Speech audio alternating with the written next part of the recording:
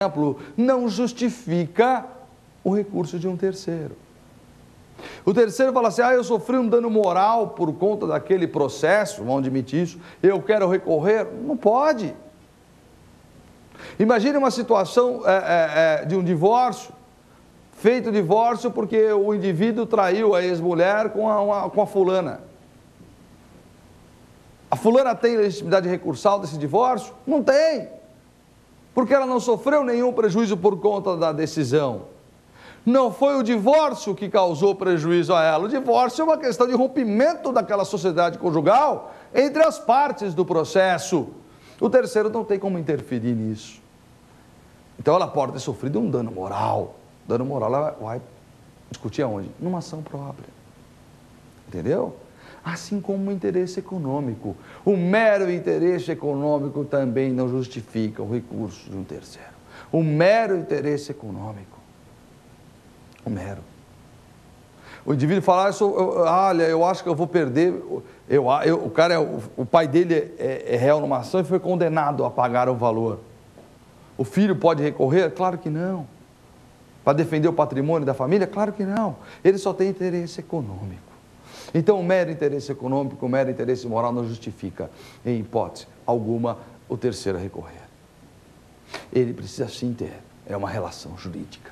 Uma relação jurídica é o caso, por exemplo, do fiador que não participou de um processo e que o réu foi condenado a pagar, mas ele é o garantidor.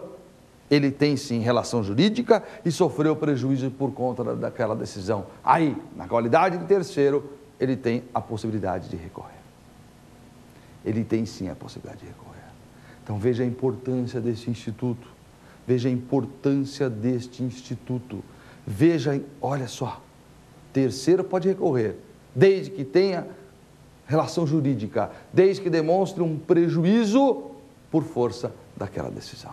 Por força daquela decisão. Você compreendeu? Ficou claro? Ficou claro mesmo? Vamos à nossa terceira pergunta. Professor Fábio Mena, os princípios têm aplicação imediata como uma lei? Essa pergunta é sensacional, né? Sensacional.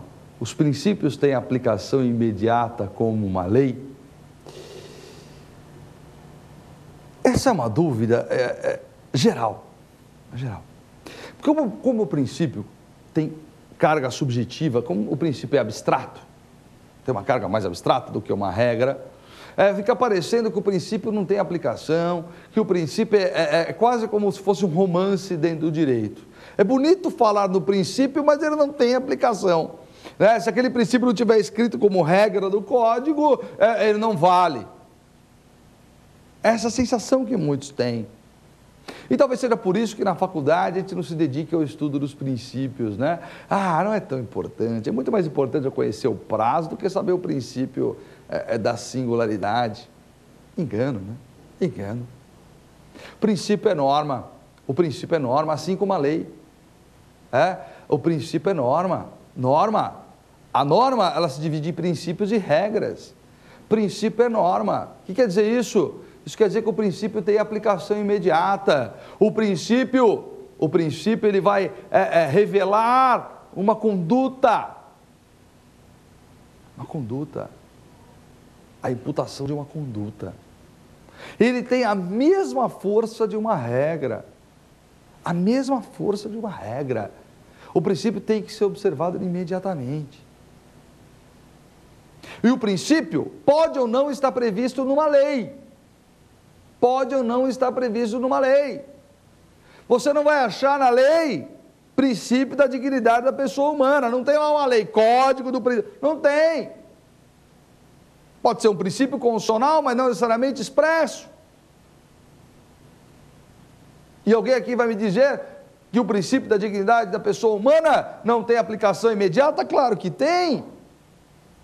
Qualquer juiz pode fundamentar a sua decisão com base num princípio como esse.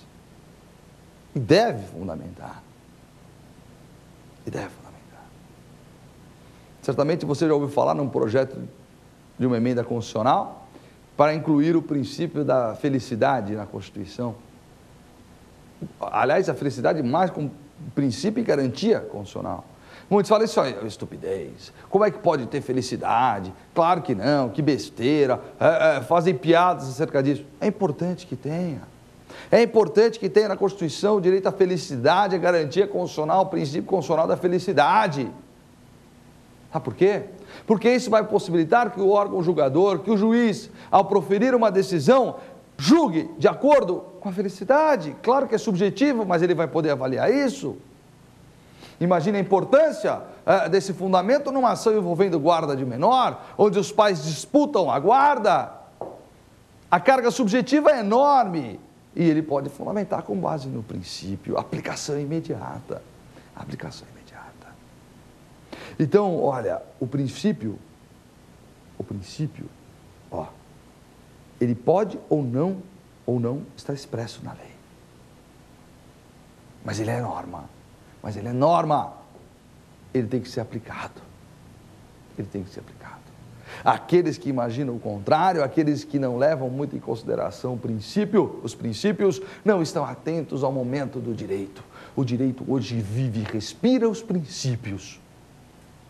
Nós não podemos mais viver amarrados em regras que só deixam o processo, que fazem do processo e deixam o processo uma própria equação matemática. Há de se analisar a necessidade das partes. Sempre com base na Constituição, claro, mas analisar a vontade das partes. Daí a importância dos princípios. Veja como é importante. Estude princípios. Vai buscar os princípios. Você vai ver como você vai entender mais o direito. Estude. Pesquise. Tem material vasto acerca do tema. Não só no que se refere aos recursos, mas em geral, vai estudar. Você vai ver como você vai gostar. Vai ver que desafio interessante. Ok? Vamos fazer uma coisa? Vamos para a próxima pergunta? Quarta pergunta, vamos lá. Professor Fábio Mena, o recurso interposto antes do prazo será recebido? Boa pergunta também. Recurso interposto antes do prazo será recebido? Tema polêmico. Nós estamos acostumados a discutir, e já mencionei aqui, o recurso interposto fora do prazo, né? Quando o advogado perde o prazo para recorrer, o cara perde o prazo. Todo mundo entende isso, perdeu o prazo, acabou. Mas a questão é, e se ele interpuser o recurso antes do prazo? Mas, Mena, como é que é possível interpor recurso antes do prazo? Claro que é. Hoje, com o sistema informatizado, muitas vezes a sentença, por exemplo, a sentença consta lá do sistema do tribunal, está lá no andamento do processo sentença. No entanto, essa sentença ainda não foi publicada, muito embora lá no site não foi publicada. O advogado que não quer perder o prazo interpõe o recurso imediatamente. Ora, se ela não foi publicada, não começou o prazo, então ele interpôs o recurso antes do prazo, extemporâneo. Recebe esse recurso? Tem que receber? No processo do trabalho não recebe. O trabalho é extemporâneo, não recebe. Mas, em termos de processo civil, posição do STJ. Se o recurso for interposto antes do prazo, ele só será recebido, então ele poderá ser recebido, se a parte o reiterar no prazo recursal, durante o prazo. Durante o prazo. Então você interpõe a apelação antes do prazo. Começou o prazo, você tem que reiterar o recurso. Se reiterar, é recebido. Se não reiterar, o teu recurso não será recebido. Então tem uma condição para isso em termos de processo civil. Olha, essa pergunta é importante e atual, fique atento. O ideal, é claro, é que o advogado não interponha o recurso antes do prazo. Não interponha. Mas é uma pergunta comum, exame de ordem e concurso público. Concurso público. Fique atento, ok? Ó, esse bloco não é ótimo? É muito bom.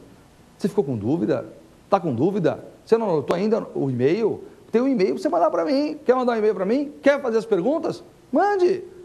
provafinal@lfg.com.br. Eu vou repetir. provafinal@lfg.com.br. Você anotou? Pegou a caneta? Anotou? Manda a pergunta para mim, tá bom? Vamos lá? Última pergunta? Quinta pergunta. Professor Mena, o que é recurso adesivo? Pergunta já interessante pelo seguinte.